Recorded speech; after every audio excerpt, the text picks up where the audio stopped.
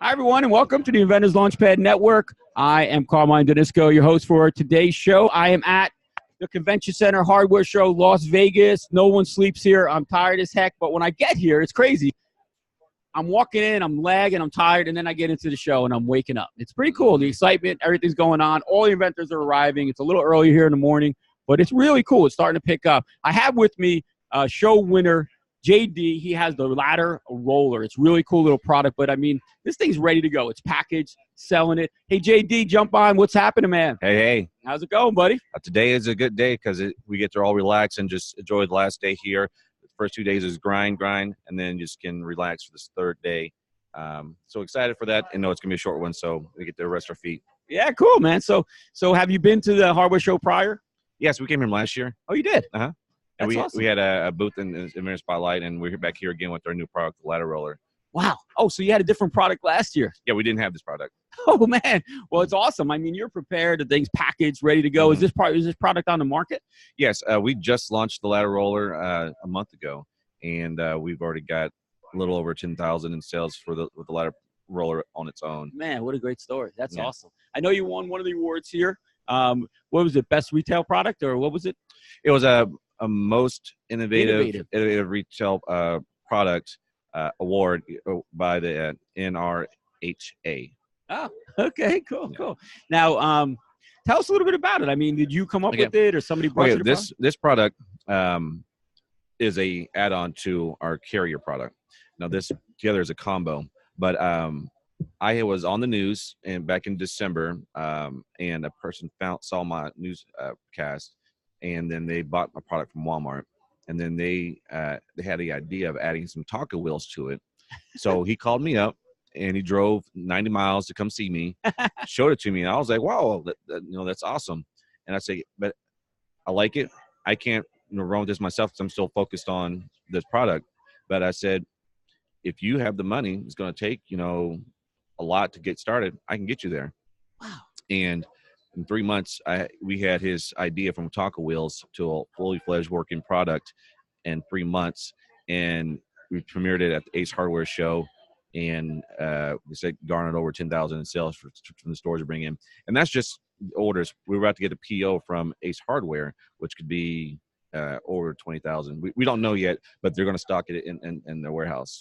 What a great feeling. Is that awesome or what, when you have a product like that? Yeah, I'm able to help, myself as well, because it's an add-on to our product. But the vendor, he's able to see his product out there in retail stores less 3 months. I was able to do it myself with my own product in 4 months.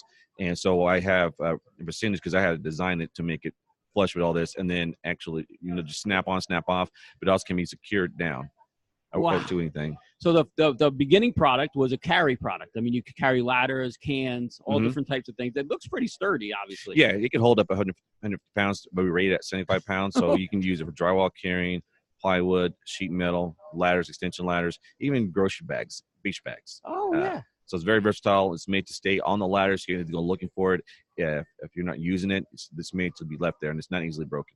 Yeah, well, that's one good thing that's cool about it. I know you had the different colors, and then somebody approaches you and says, well, let's connect this thing. And I've seen you at the booth wheeling it around. I mean, your booth has been busy for most of the show. Yeah, we've been trying to grind it out and getting those buyers interested, showing that we have credibility, we have positive reviews online, and just slowly grind. I've been going out almost 2 years in August, and as you're building your product, start going to those local stores, call them out, cold call, get it sold. You may have to give stuff away for free, but if you're building something that's not out there already, you have to create that demand.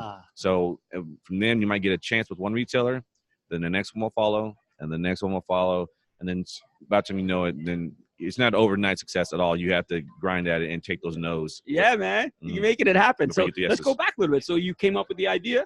Yeah, I was working in a hospital in April 2017, and I had to pack a 6-foot ladder from our job site from a 4th floor of an elevator down to 800 feet away. And because we were contractors, we had to park up there. We couldn't park up front where we needed to work at. So after 2 days of that, putting that ladder on my shoulder, carrying it, different hands, dropping stuff down, put it back up. I got sick of that, so I looked online to see if there was anything out there for carrying ladders. Looked at Warner, looked at Louisville sites, nothing. I did a quick search on Amazon, one there. So I got designing, found somebody at CAD to take my chicken scratch drawings, put it in 3D format, and then from there got a 3D printer. Wow. I wouldn't do it myself because people out there charging arm and a leg. So I said, I need to save money because I don't know if this can go anywhere yet. Yeah. So printed it off after about 15 different prototypes, got it right. Got a signature loan, filed my patents, and then found a manufacturer. So by the time of April, I had it in retail stores locally around in August. So we launched. You moved along pretty quickly, though. Well, you can go really fast if you have the capital to do it, not waiting around trying to get investors, and you're not trying to do a Kickstarter.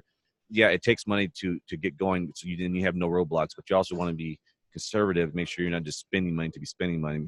So you have to be conscious, aware how from your label to the website design to the marketing to your total landed costs, your boxes, what you're going to put it in to actually ship it. All those play a part into your margins. Yeah. I think what you're saying is the sequence of development is just as important. You don't want to spend your resources in the wrong spot.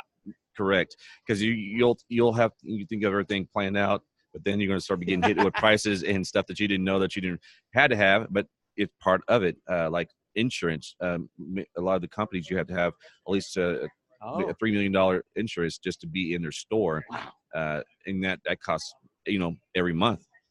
Fees for this, fees for that, and then your attorney fees to pay. You speak to them, that's a charge. Yeah. So, and then doing shows. The show is not cheap. So my booth right here is $3,200. It's not counting, just traveling here and then getting all your materials to just demonstrate it. So it costs a lot of money to make money. Yeah, and your time too. Obviously, resources, time. Mm-hmm. A lot of inventors, and you probably ran into this. A lot of inventors don't take into account their time as a resource. They just think about money, but there's resource, making things and running around and spending time. People are married, spending time away from their family, developing this product. Yeah. Everything's a resource, and that's why it's important to kind of listen to people like yourself who have done it and do it in the right sequence. Yes. I so definitely go at it methodically and do your research.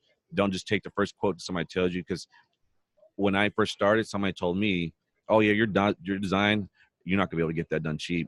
And I mean by that cheap, it's gonna cost you like $80,000. And I'm like, oh man, that for a mold, and you take that and the heat, you might start looking for the money. But I went and started searching myself, and it cost me nowhere near $80,000, and something that was in my realm of spending limit. Because I'm not rich. I was using credit cards to start doing my prototyping, but at the time I just happened to be building on my credit, so I got a signature loan to get the amount I wanted. So and a lot of us inventors, no, we're not rich. The reason we're inventing, I we're love making money. Yeah. I mean, there's nothing wrong with wanting to make money. There's nothing, but do it in the smart way. And I think that, for your first product, man, I congratulate you. I mean, you moved along fairly quickly, and you had some great. Was there any setbacks you think that you could have done? And not in a bad way, anything better, or now that you look back? Yeah, obviously, you're going to learn. There are going to be some mistakes. I learned from my packaging. I had to redo my labels maybe like 5 or 6 times. My girlfriend, she hates labels. There's things all around the house. So that helps with when you're in stores, and if it doesn't really grab them, coloring what your product does, make it, not say dumbed down, but really where they don't have to think about it. It's just there, it's showing it. So I've gone through like maybe 6 different labels, and I have I spent over $6,000 in labels I can't even use. Sometimes the wording's not right. You're false advertising because you didn't put something right on there. It got mixed up. So all that is gone. So definitely relook, and have somebody else relook on and get other opinions. Yeah, it seems like go fast, but be patient kind of thing. Because once you're putting that money down for a label, it's permanent. I mean, if it's not, how important is the label when you go to retailers? Do they scrutinize that? Yes, some do. I've had a Walmart person to say, well, why don't you add, or buyer, add this and or that to that, and then a pitch panel there yesterday say, well, your lettering's too small, I can't read it, but you take what you get, and then try to infuse other ideas. Some other ideas are great. Some, it's not feasible. because this is what it is, and I have to a lot to put on there because it can do a lot of things. And writing has to get smaller as you have pictures there too. So try to have a lot of good pictures followed by the features that it can do. Yeah, and as you progress, the next order you can make some small changes. And you're definitely going to evaluate and then learn from those retail stores maybe that you're in that a price. Don't be locked in the price that you have. Like in mind, I know this is going to sell for $20, and you can go to people and get it sold at $20. Demonstrating it. But when it's on a retail shelf and nobody's there to demonstrate it, it's not going to fly at the price you're thinking it's going to go at. So you have to be willing to drop that price in order to stay in there to be turning a profit. And they'll buy from you more because more people are buying it. It's a little cheaper, and it's going to sell. It's not going to sit there. So those are all the things you have to think about. Your first price is not going to be the price you're going to be getting it for, or in stores. Yeah. And that's awesome advice. A lot of inventors, even myself, we get a little hard-headed thinking, I'm going to sell this for this much. It's worth it. But selling higher quantity sounds like it's a better. And you will get you should begin the price break, because if you get a major retailer that's going to put you in, say, 2,000 stores, you're in a higher quantity, and so you're going to get a drop in price. So you're going to still make that margin at a lower rate. So you're able to sell for cheaper and still make that at least 50% margins where you want to be at. And 50% margin is just double what you pay. So if your product costs $10, you should be selling it for $20. Okay. So that's what 50% is. That's good advice. So what JD's saying, you listeners, is that as your order quantities go up, your factory should be able to lower the pricing because you're ordering more. Right. And so you can, if Walmart or Target or wherever says, hey, I want it at $18 or whatever, but with your price breaks in the factory, your margin's still there. Yeah, you take that PO that they're going to do, and then they should be able to work with you.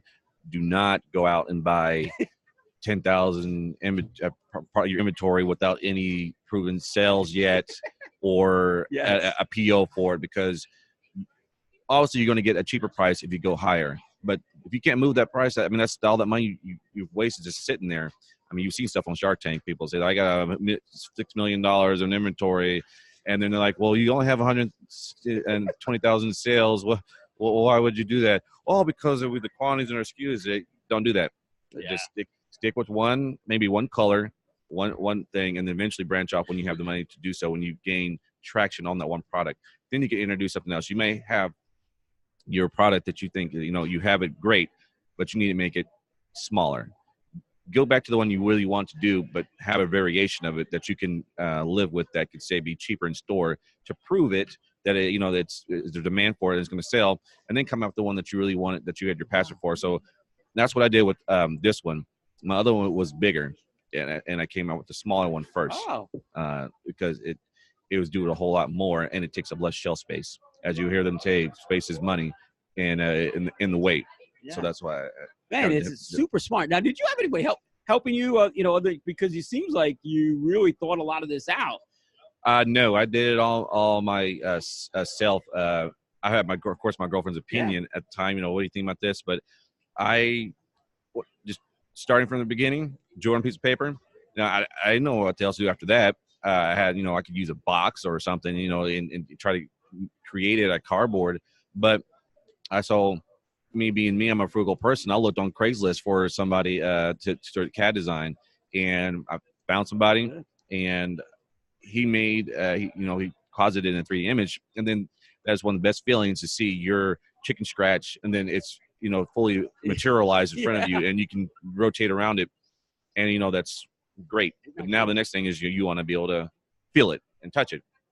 So from there, you have to just, I guess, not good at instinct, but you just have to be methodical with how you're going to get to that place, but not overthink it. You take too long doing stuff, then it's stuff is dragging on. So you have to be willing to get there and start actually get it prototype, and then make the adjustments until it fits the way you need it to do for what you want it to do. Yeah, awesome, man. It really worked for you, and I congratulate you on the process. You really, thank you. Got it done. That's pretty cool. I love that you got your own 3D printer. That's pretty cool, right? Yeah, I ordered it off Amazon. You have to learn how to do, getting stuff printed out, and that took me about 4 hours. If you're at least somewhat savvy on the computer, and you get some software that can really lay it out, because you have to have it right, or your whole model is going to fail, and then you're going to have like spaghetti all going out in your printer. So you can do this, but you have to have some, at least the CAD drawing. No, that would have took too long. So I wasn't going to try to learn AutoCAD stuff. So yeah, you will have to pay some people, but I helped Marty McDonald with his roller. So now that I'm also offering that as basically a service, I can get you to the market, market ready. Yeah. As long as it's kind of all plastic, that's what I know. I have the designers in place, and web maker, and to basically get your logo going, and everything you need to know as far as getting your SKUs, how to get that down, where to put that, so that you can be there and stand like one-stop shop, but from actually somebody who's doing it, not somebody who's selling a service for $6,000 for a couple hours of their time as a consultation. Somebody who is actually doing it, and then can get you all the way there, because they've done the process, and their shows that credibility that they're in the stores with their you're doing what you said. Yeah, I mean, that's the good part about it, not some person with a theory. Yeah, I mean, like what I say, and JD, you might, is if somebody's trying to sell you a service, ask them how many products they've taken to market. Yeah, there's nothing wrong with that, right? Themselves, and they say, well, we've consulted a lot of people this, and that.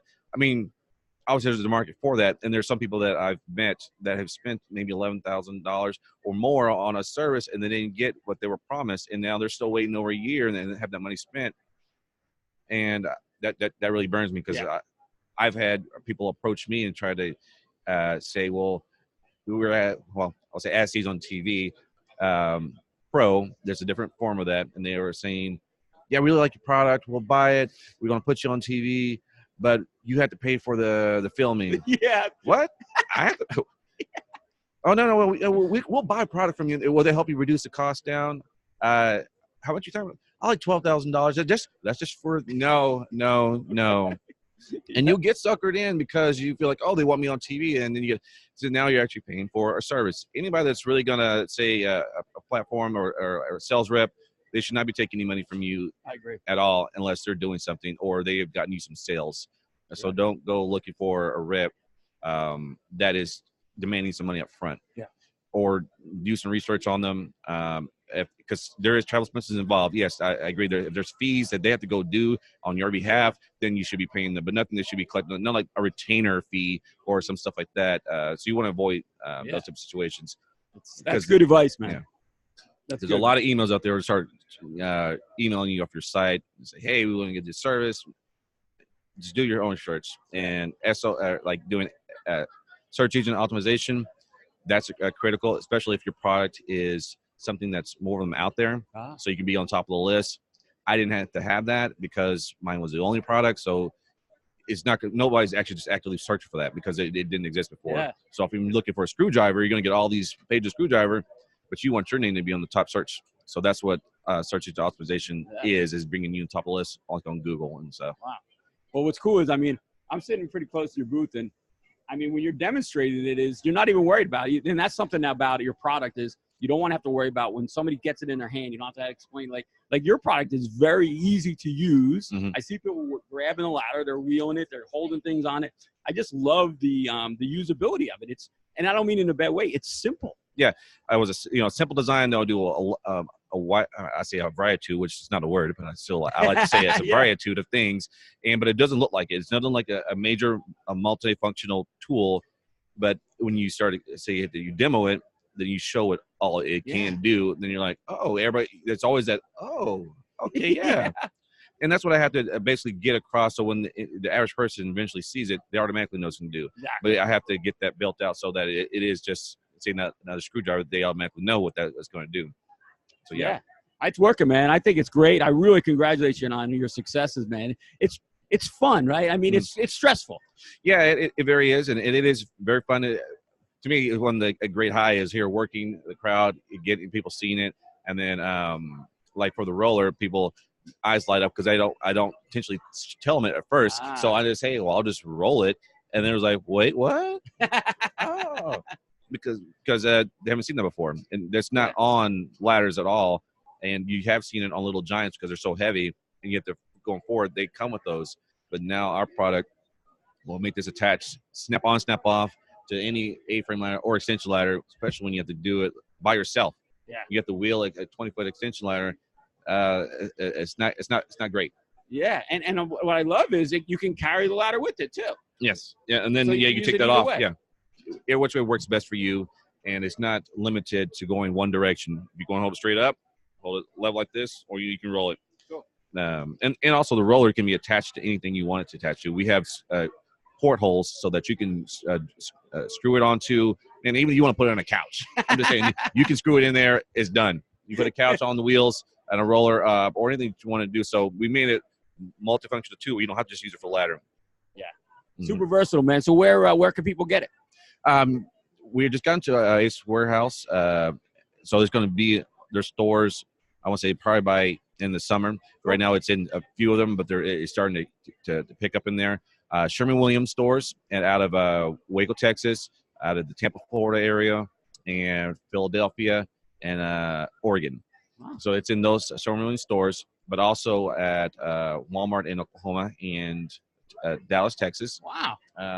Do It Best just put in their warehouse, so they're about to start bringing it into their stores. But it would Do It Best in Ace, you have to sell it to the franchise owner. Yeah. And then they have to bring it into their stores. So it's not this thing mandatory, but you can yourself go to an Ace or Do It Best store locally and pitch your product to them because they're the owners and they have the power to bring your product into there. So you don't have to try to go to the corporate and bring it down. You can try locally. So that's a recommendation is go pitch your product to them, and then you can still gauge for in-store how it's doing. Yeah. No, that's what I think a lot of our inventors don't realize. There are some chains that they think are chains, but they're franchise individually owned that you can go there and say, hey, can I put this product in? So that's some good advice if you really want real-time feedback on your product, which is pretty cool. Yeah, and keep working your local like fairs, home and garden shows, show it off. I mean, you can't rely on your friends telling you it's all great when it's not. I mean, we know the common phrase, my baby's not ugly, but your baby's gonna be ugly at some point. When it first comes out, to me, they're ugly, and then the next day they're beautiful. That's right. So you want to get your baby eventually be beautiful, but be consciously aware there could be some problems. I mean, it could be aesthetic wise, or this could be sleeker over here. Get somebody who's really blunt, and they'll just tell you the truth about it. And then it may be hard to take, but they have their reasons because you asked them. So take that with a grain of salt. And if you're not a salesperson, you have to be a salesperson. So if you're not, you need to get somebody on your team that is. And if of course you probably can't pay them, so get them invested. Have them a piece of the company because you have to have a driving force. You may be great at the numbers and you invented it, but if you can't speak to people, you're not going to get very far. Yeah. Work to your strengths. There's nothing wrong with that. I mean, that's great to be able to admit your strengths, your weaknesses, and then fill in those gaps. I think it's awesome, man. So, JD, listen, man, I congratulate you on all the success. Anybody who's listening, look for this product. It is really cool. It looks, like I said, so simple, but it does so much. And I just love the story. I mean, you hit the market so quick. We love the response and just the ability to do this, and then hopefully, do it at full time. I'm still working my full time job. Sure. With my product, since it's all warehouse done, basically I handle emails, and my manufacturer is able to do the shipping. So know when it's time for you to leave your job. Nobody can tell you when it's time. You're gonna know because you don't want to take money or revenue that you're at your business to pay for your personal bills. So you need to recycle that money and build it out until where you can eventually pay for yourself to be doing it, and then just grow at that point. Or try to get investors. I haven't got investors, but doesn't mean I won't. I still can't hurt because advertising is highly expensive. Facebook is just expensive, and you might get no results from it. So sometimes you can. No, awesome. Great advice, JD. Listen, man, I thank you for spending some time with us this morning. Welcome. All right. For Carmine Didisco and the Inventors Launchpad Network, I am broadcasting live from Las Vegas. We'll catch you next time on the Inventors Launchpad Network.